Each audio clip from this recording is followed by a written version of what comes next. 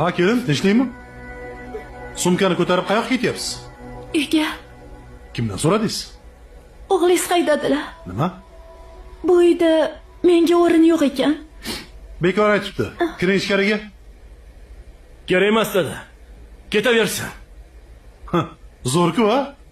Bu uyda na ota bor, na ona bor. O'zing qaror qabul qilasanmi? Ha, qo'ying siz.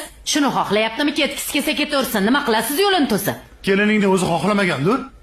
Sen keling qo'ymagandirsanlar balki. Ha, ota o'g'il? Sevaman, o'laman deb uylangandik-ku. Ha?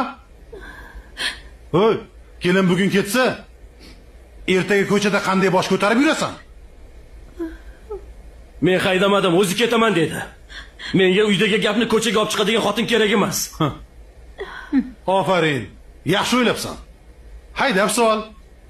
Qo'yib yubor. Sen ham qo'shil. Sharmanda bo'linglar.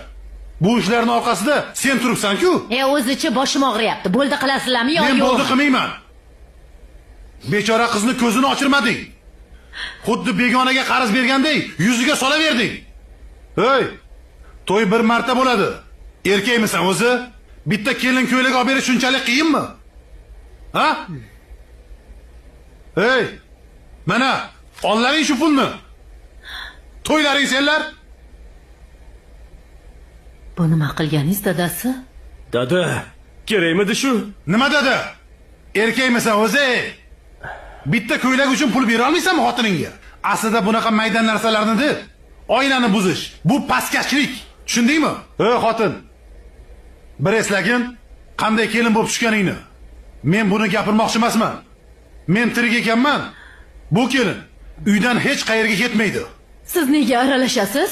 Qo'ying, er-xotin o'zi hal qilsin. Men otasiman. Men hal qilaman.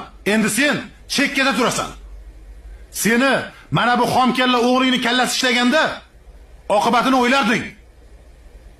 Mahalla kuyini oldida kim degan odam bo'lamiz? Shuncha dabdaba bilan olgan kelinimiz bir oyga qolmay ketib qoladimi? Ikkalang ham ko'zimdan yo'qol. Qizim, siz ichkariga kiring. Hech qayerga ketmaysiz. Xotin, seni ham qizlaring birovni uyida o'tiribdi. Hech kim kafolat bermaydi qanday ahvolda qaytib kelishini. Ol mana bu pullarni. Chakaging o'tsin. Qaytib kelinga bergan pullaringni yuziga solma. Bu bizning vazifamiz. Tushundingmi? Voy erkak.